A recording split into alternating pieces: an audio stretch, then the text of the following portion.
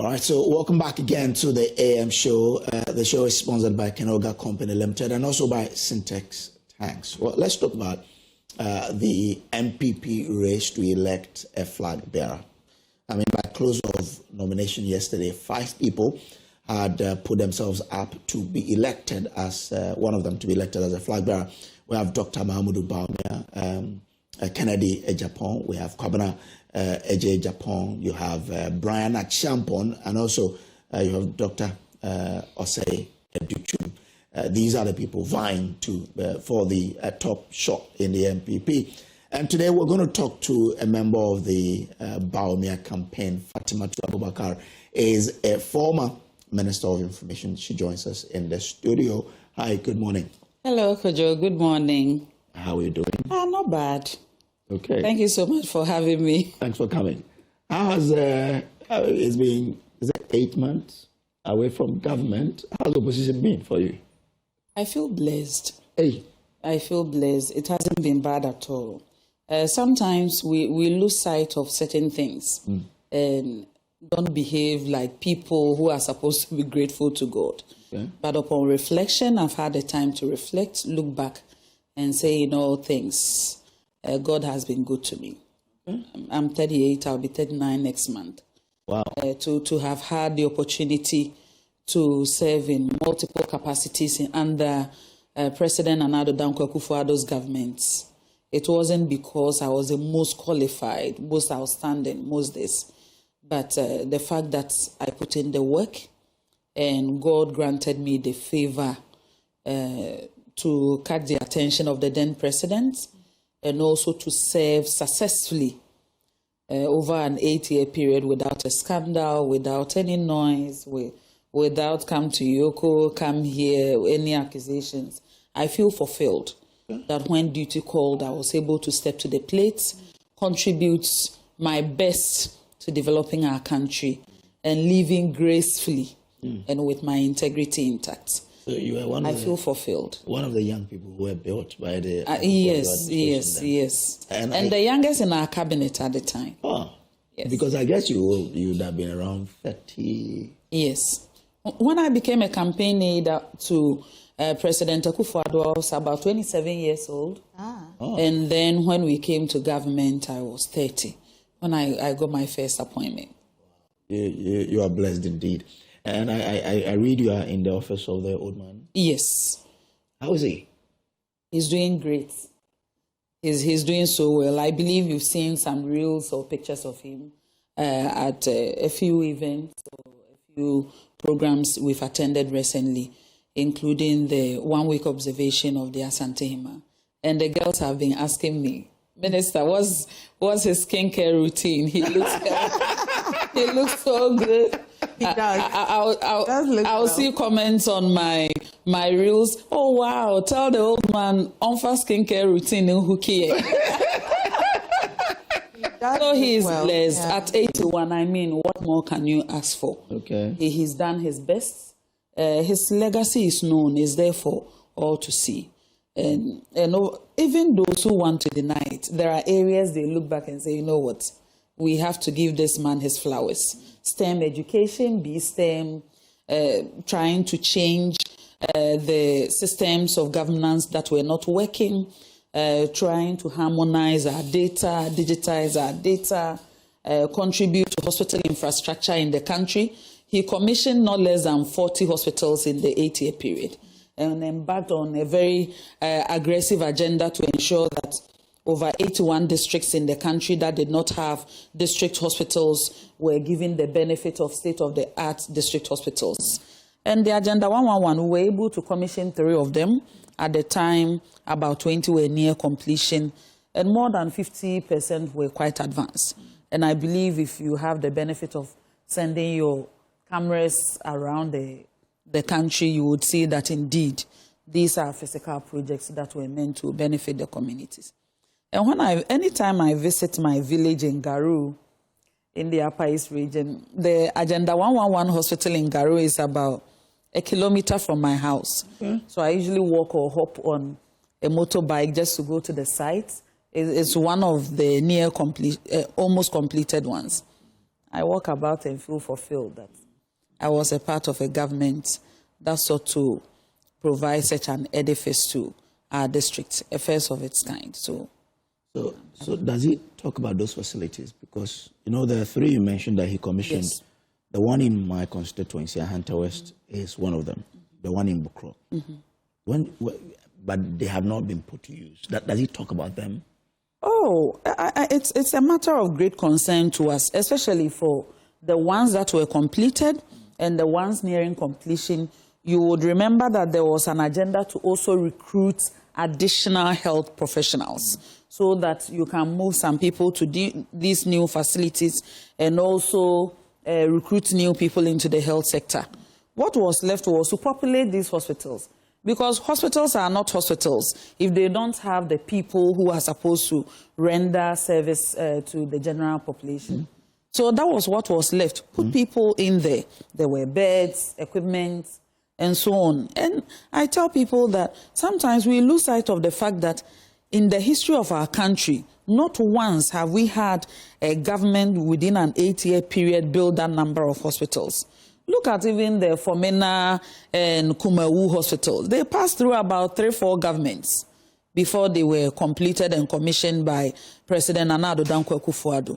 But in real time, to initiate, to have the vision, initiate, think about it, plan, build, and complete these facilities were just mind-blowing. And I believe the only way we can serve the people is to put them to good use. Okay.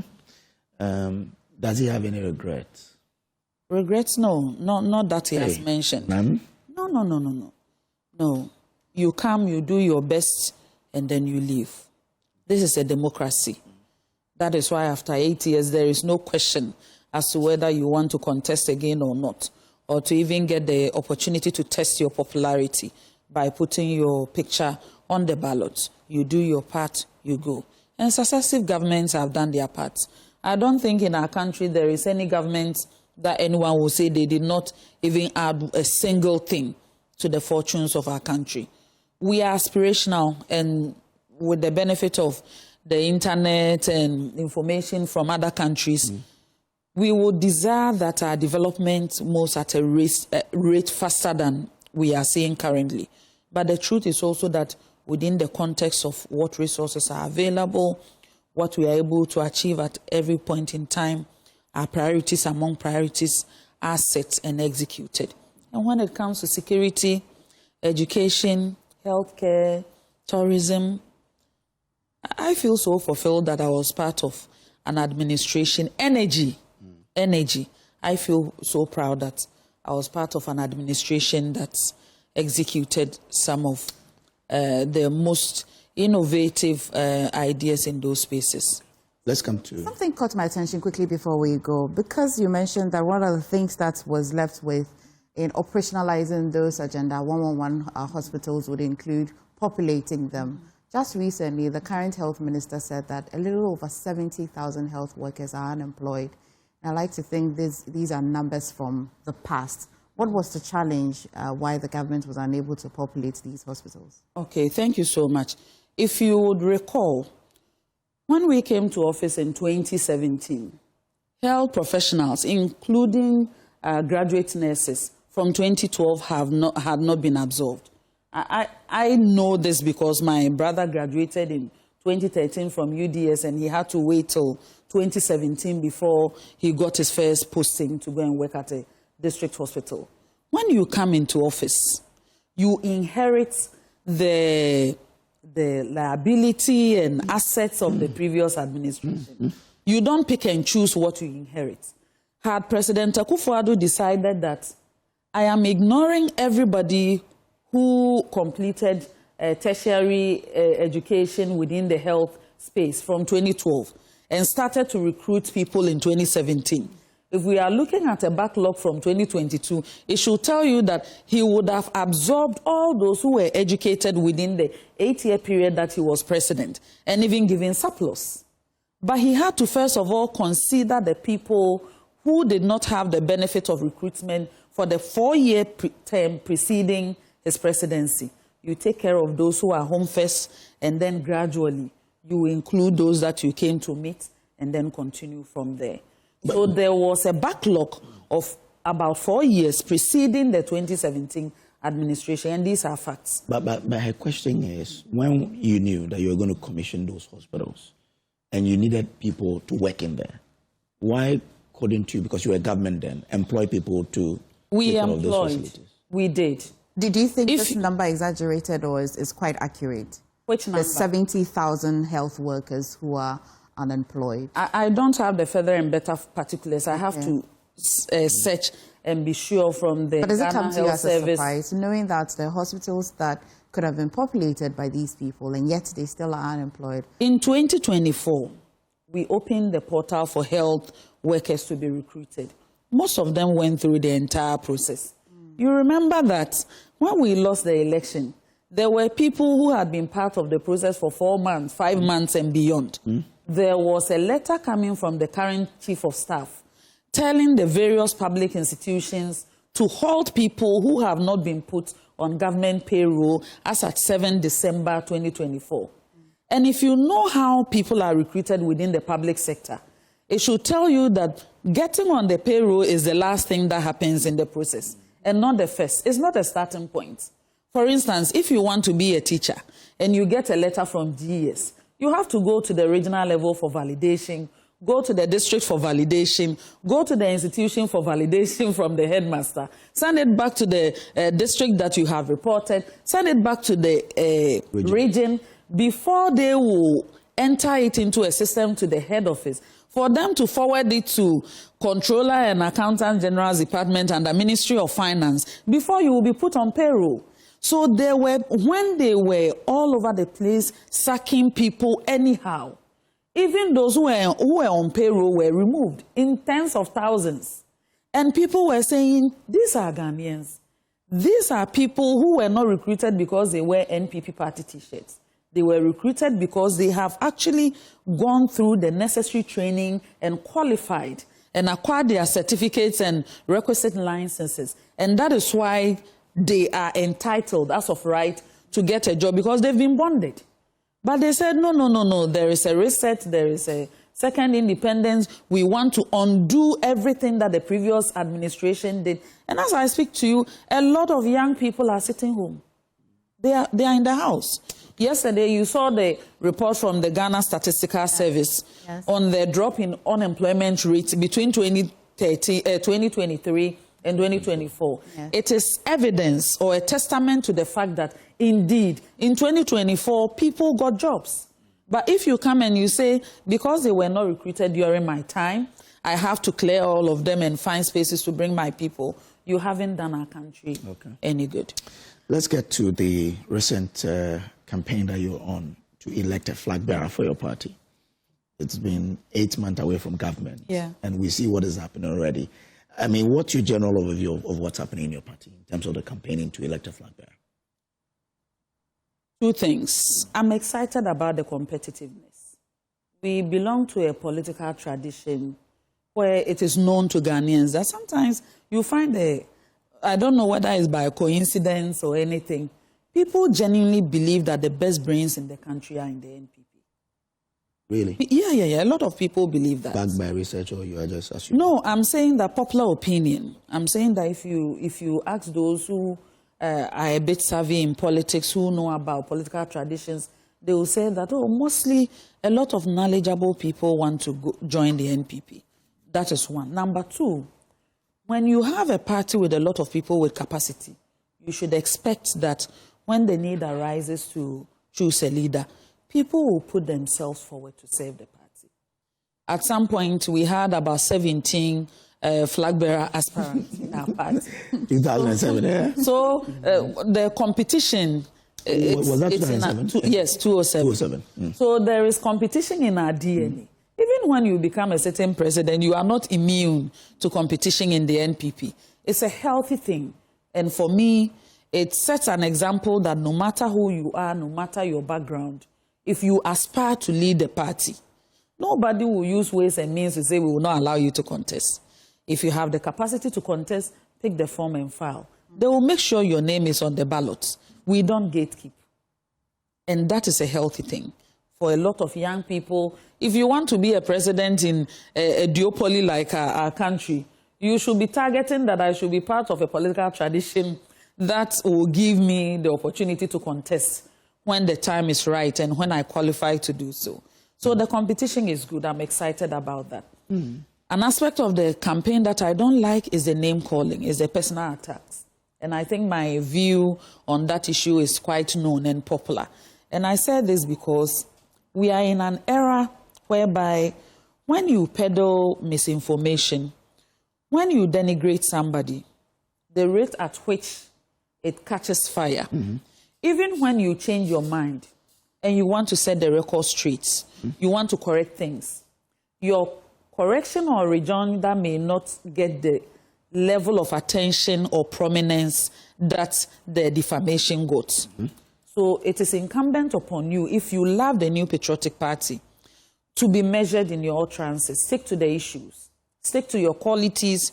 Advise your followers to stick to the issues and amplify what you bring to the table in terms of your personal attributes, in terms of your track record on what you have achieved for the party and the country. Because two things are at play here. We need a flag bearer, but we also need a future president who can govern. Beyond the that aspect I don't like, but the competitiveness I am excited about. You've mentioned two things that really has my attention. Competitiveness, you don't gatekeep.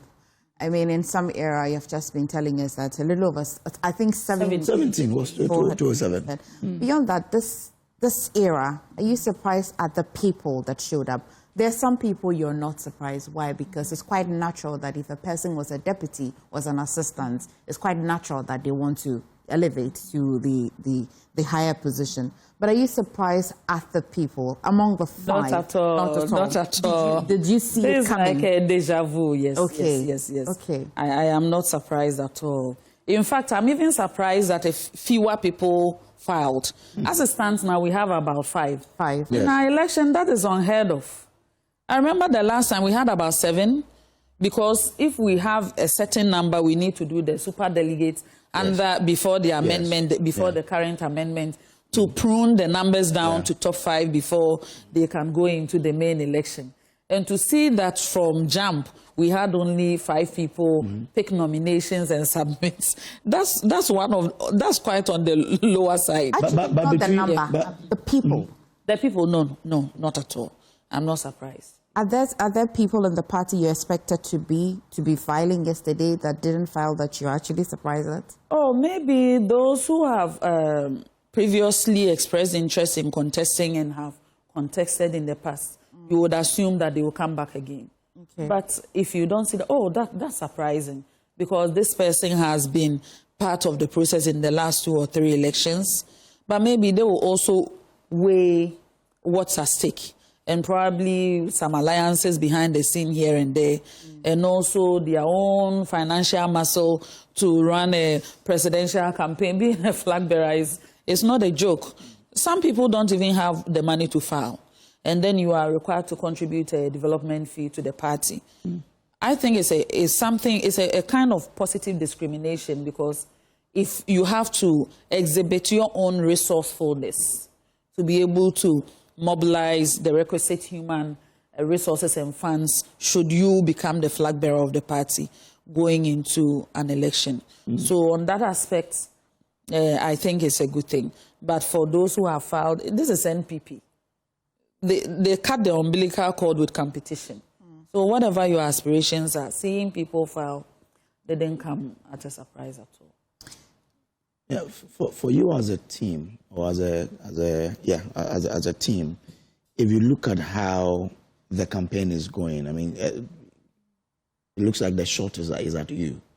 I mean, do you get surprised at some of the statement or sentiment that are expressed towards your way?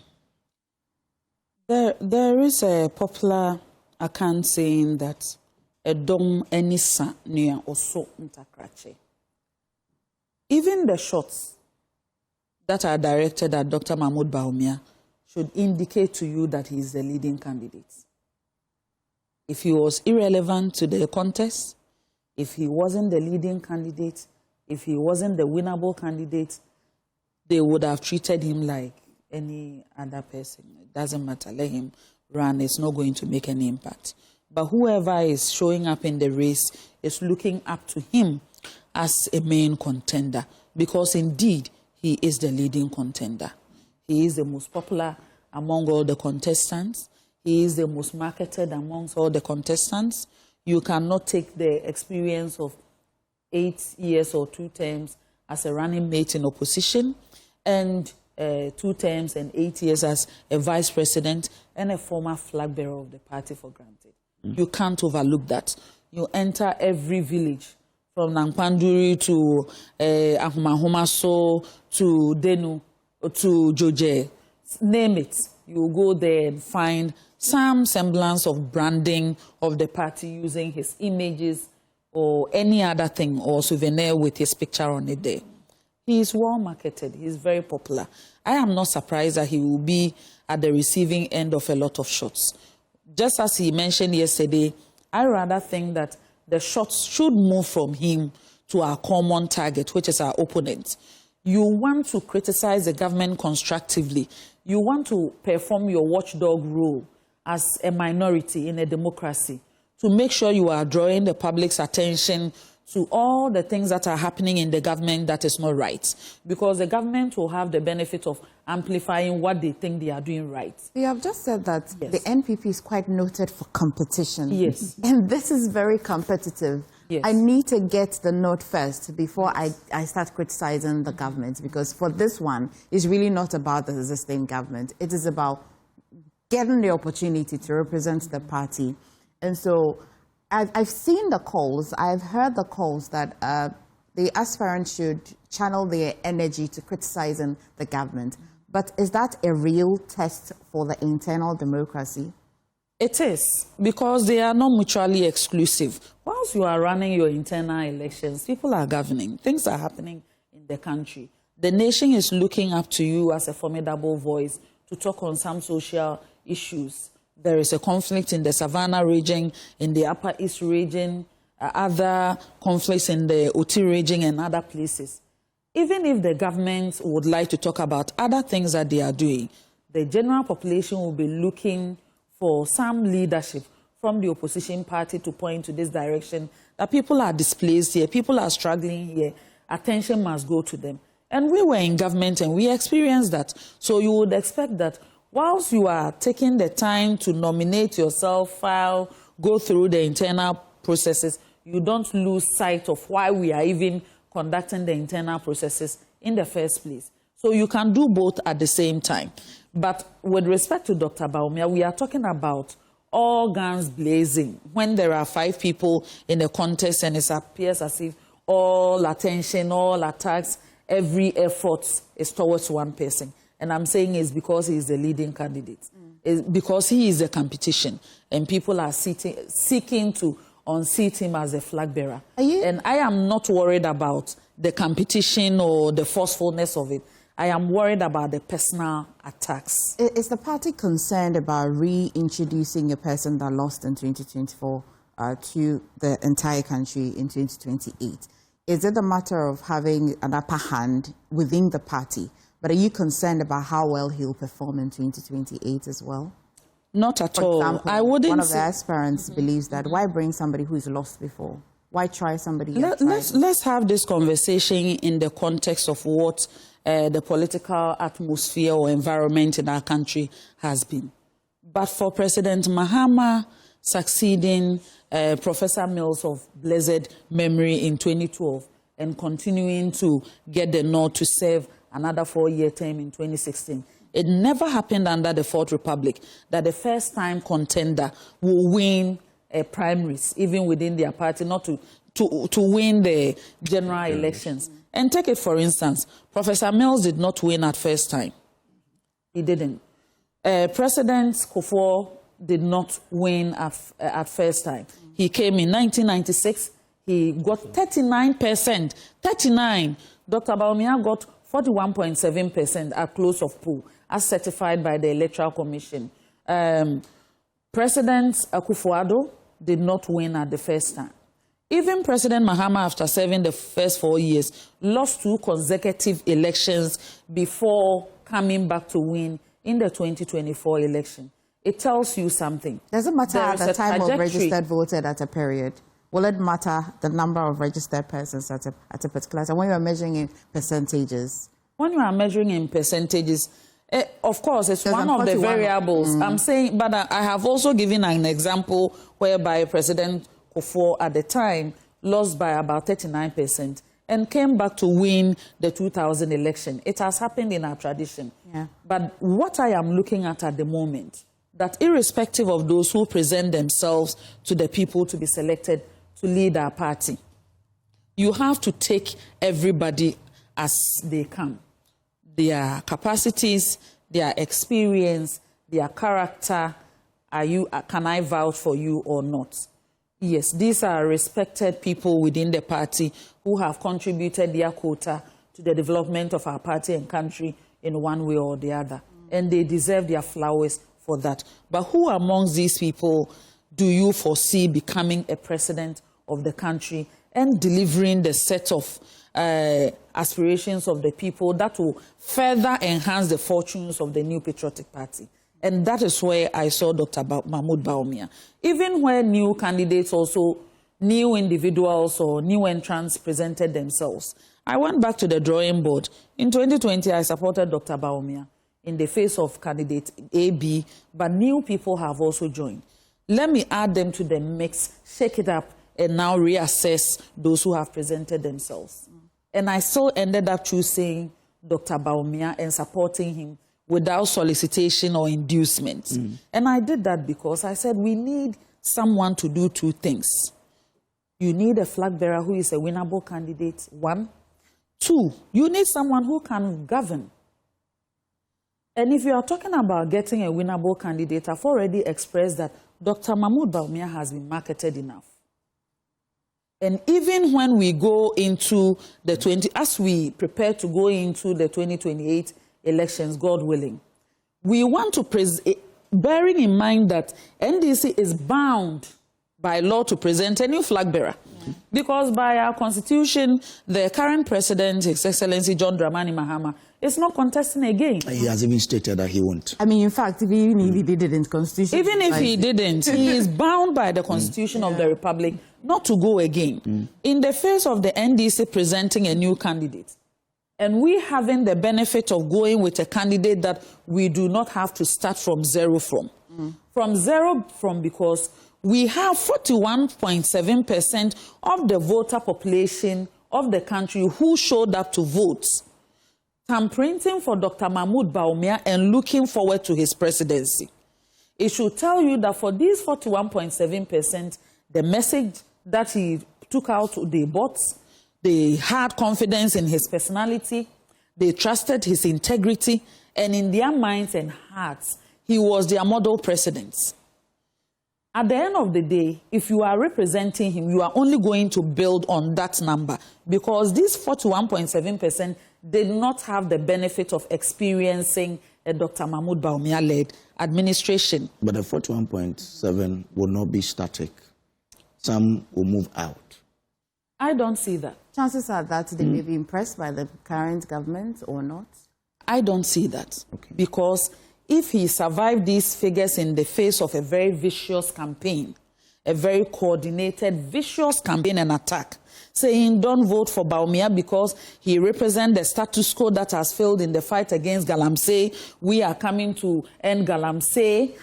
We are coming to introduce. They should have told Ghanaians, then this should have told Ghanaians that we are going to introduce gold board to buy a pound of gold at 8,500 cedis instead of 13,000. They should have told them that we will not declare a state of emergency. They should have told them that we are not going to repeal the LI. The NDC should have told Ghanaians that when we come, the LGBT bill that we presented to cabinet, to parliament as a private member's bill, we don't think it is in the best form. We would have to go to the drawing board and take some things out of it. They should have told the headmasters that we are not going to give you money to put in your pocket and buy goats and feed the students. we are going to maintain the status quo with the National Food and Buffer Stock Company to give them monies to buy the non-perishables. They should have been upfront and told cocoa farmers that we are not going to give you 7,000 Ghana cedis for a bag of cocoa. We are going to increase cocoa by only 128 cedis. Then the people in the face of that would have probably chosen Dr. Mahmoud Bawumia as their president.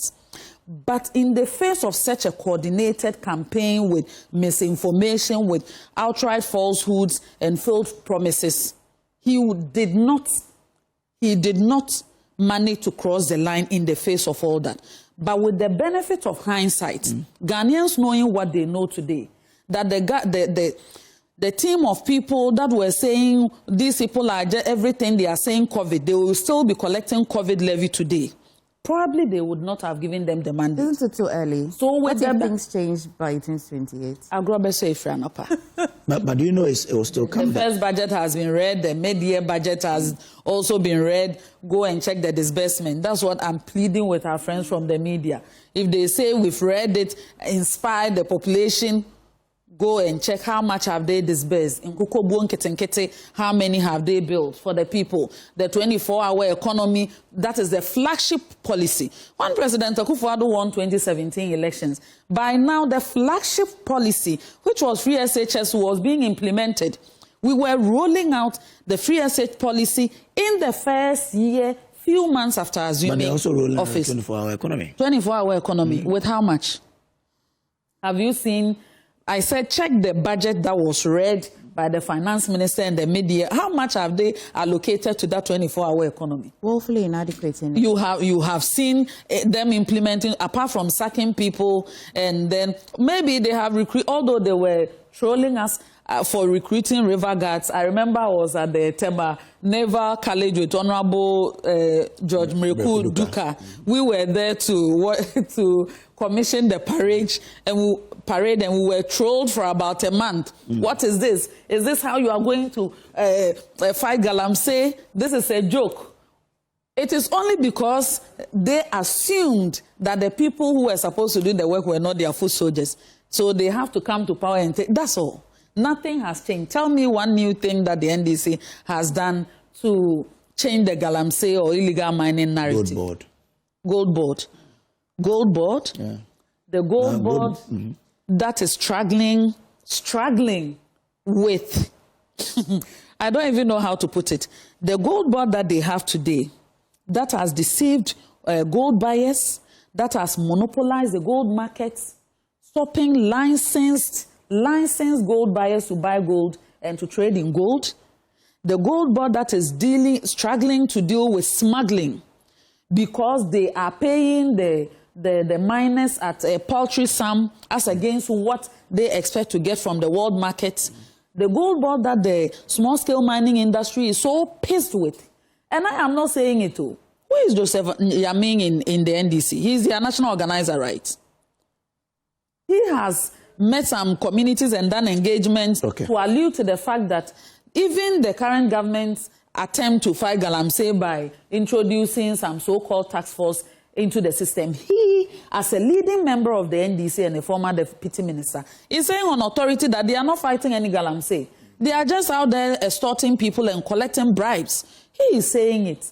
Who am I not to believe? How does Dr. Bawumia convince the minds of people who believe that he was part of the economic mess that we saw in the last administration, really?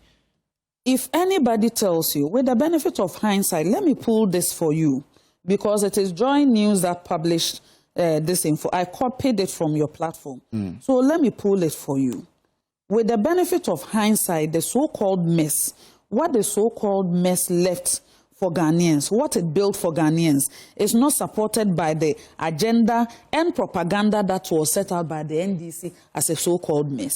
This is what I copied from Joy News on 4th June 2025. Okay? President Mahama, I'm giving you 3 key documents. This is from 20th May 2025, published by Joy News. President Mahama admits inheriting $8.98 billion reserves from the previous government. That's economic mess, leaving more than 3.5 months of import cover. Economic mess of a government that was able to increase the GDP of a country by $20 billion in 8 years. Our pockets Economic, were dry. The pockets are full today. The pockets are full. I don't believe so. Okay. The maize sellers and the maize farmers in the dry market are crying. They are saying their pockets are empty. Now fertilizer is more expensive than a bag of maize. So you do the math. The math ain't mathing. The yam farmers at Dambaya are crying. They are saying their pockets are empty. September 2 is just around the corner. I like to think that for the Bawumia campaign and the other competitors, we would have more time to talk about it. But September 2 is just around the corner. Do you think that NPP will win that seat? And if you win, what does that mean? And if you don't win, as well, what would that mean? We just have a few minutes for that. I am so saddened by the passing of Ernest Yakumi. In fact, he was one of the formidable voices in the NPP. Such a promising young man. I know he was passionate about his work and was going to do everything to improve the fortunes of the people of Akwatia. But God knows best. He is not here with us, and we have to go back to the polls. The people of Akwatia themselves, including the NPP people in Akwatia, said we will not do any internal primaries. We are going to look for another young man who has similar traits like Ernest Yakumi, who is industrious, who has capacity to improve the fortunes of the youth in Akwatia. And that is how come they brought Solomon Asumedu as a candidate with unanimous support within our tradition. And you would realize that his nomination also resonates so well with the people of Akwatia because of the testimonies that we are hearing from the ground. People are going to vote for him overwhelmingly because of his own attributes and what he brings to the table, and even more overwhelmingly because of the legacy of Ernest Yakumi, so that he can come and finish the unfinished business. So I am confident that we are going into this election on Tuesday, by the grace of God, for a resounding victory to honor the legacy of Ernest Yakumi, and also to open a new chapter for Solomon Asumedu, a.k.a. Uwo, to lead the people of Akwatia. Are they? A.k.a. death. That's his nickname. Anyway, we are born to die. So this one says, Kojo, Dr. Bawumia presents a compelling candidacy, boasted by his exceptional marketability and strategic branding. His intellectual acumen, resilience, humility, and commitment to party unity underscores his leadership potential. Given his impressive profile, I am confident in his ability to lead the NPP and Ghana, and I am eager to rally support for his candidacy. I am, that's hashtag I am for Bawumia. My love to the ever-competent Fatimatu Manche Bruce II in Takrady. Brought this one. Thank you Manche. So much. Okay. And that's how we wrap up the, the interaction with the Bawumia campaign. We're grateful that you could pass through. Thank you so much, Kojo. Okay. So please join the advocacy so that we win with Bawumia. Hey. All of you. Thank you so much. So that's it. Fatimatu Abubakar is a former Minister of Information in the Esra Akufo-Addo government. Well, are you looking to do things differently, level up your skills, and get ahead in this challenging job market? Statistics show it's tough out here for university graduates with only a few landing jobs immediately after school. Doing things differently is what the Design and Technology Institute, DTI, is all about.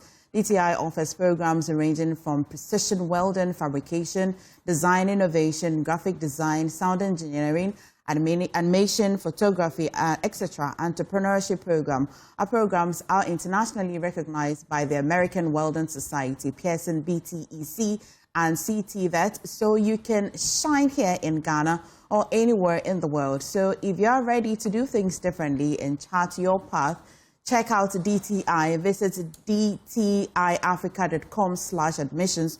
You can call them on 0516935 834 for more information. Let's tell you about the EcoBank Joy News Habitat Fair, Kujo. Well, make your dream home a reality with EcoBank. Step into your ideal home or transform your current space into one that truly reflects your style and comfort. With all the support from EcoBank, EcoBank has once again partnered with Joy News to bring you, an exciting experience at the EcoBank Joy News Habitat Fair. This year's edition marks your journey to a comfortable, modern home, even more accessible and affordable. With EcoBank's Buy Now, Pay Later, you can easily renovate, upgrade, or furnish your home to suit your taste and lifestyle. Whether it's elegant home decor, modern furniture, essential electronics like laptops and phones, or solar energy solutions, EcoBank has the right financing tailored to your lifestyle. From staying connected with the latest devices to embracing sustainable living, our flexible consumer loans, asset finance, and salary advance products are designed to help you bring your vision to life. Enjoy competitive interest rates, convenient repayment terms, and fast approval from a bank that understands your needs. Visit our stand and take the first step towards the home and lifestyle you deserve. Comfortable home starts with EcoBank. Be part of it. EcoBank, the Pan-African Bank. We'll take a break here. We will be back with more. Do stay on.